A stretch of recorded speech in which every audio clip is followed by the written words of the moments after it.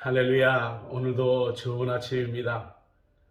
오늘의 본문은 은혜롭기보다는 두려움을 가져다주는 말씀입니다. 다윗이 왕이 되고 나서인지 아니면 왕이 되기 직전의 일이었는지 모르지만 다윗은 지도자들의 타락으로 인하여 굉장히 화를 내고 있습니다. 정치가들의 가장 기본적인 자질인 정의감을 잃어버렸기 때문입니다. 지도자들은 뇌물을 가지고 국민들을 왜곡되게 재판하고 있었던 것입니다. 오늘 우리나라도 정치인들로 인하여서 골치를 앓고 있습니다.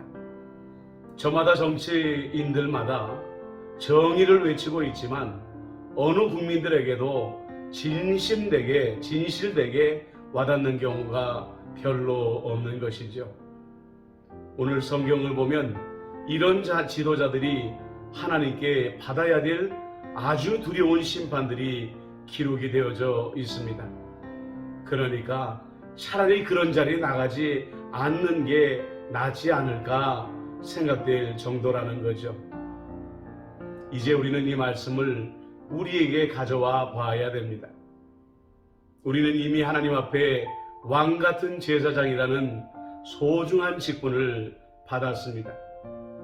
제가 가끔 여러분들에게 말씀을 드릴 때에 세상이 타락한 것을 가지고 그리스도인들이 비판과 원망만 하면 안 된다, 이런 말씀을 드렸습니다. 정치 지도자들만 정의를 위해서 일하는 것이 아닙니다. 우리 그리스도인들은 그들보다 영적으로 더 높은 신분을 가진 사람으로서 하나님 나라의 정의를 이 땅에 세워나갈 책임이 있기 때문인 것입니다. 예수님께서 우리에게 빛이 되라 소금이 되라 하신 말씀을 생각해 보십시오. 어두움은 빛이 없는 곳입니다. 부패하는 곳은 소금이 없는 곳입니다. 우리들에게 하나님은 온 세상을 짊어지면서 세상에 정의를 세우라고 말씀하시지는 않습니다. 예수님은 말씀하실 때에도, 복음을 전할 때에도 예루살렘, 온 유대와 사마리아와 그리고 땅끝을 말씀하셨습니다. 이것은 무조건 끝까지 달려나가는 말이 아니라 우리들 분량대로 정해진 우리의 지경이 있다는 말씀이 있죠.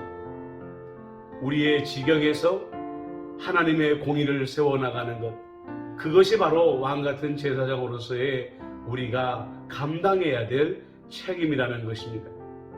어떻게 그 일을 감당해야 될까요? 어렵지 않습니다.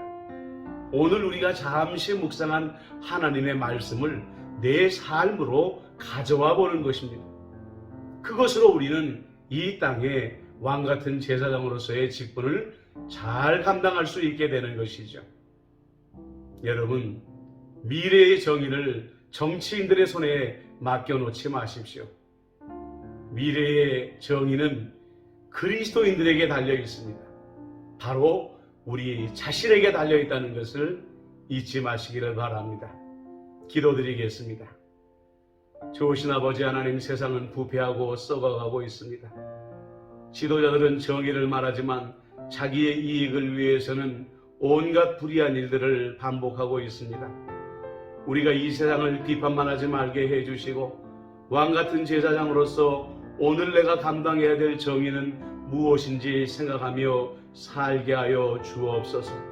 우리의 지경 속에서 우리에게 주신 말씀만 지키며 살 때에도 온 세상이 하나님의 나라가 되는 위대한 나라가 될 줄로 믿습니다. 예수님의 이름으로 기도드립니다. 아멘. 우리가 왕같은 제사장입니다. 우리로 인해 세상이 변화됩니다. 샬롬.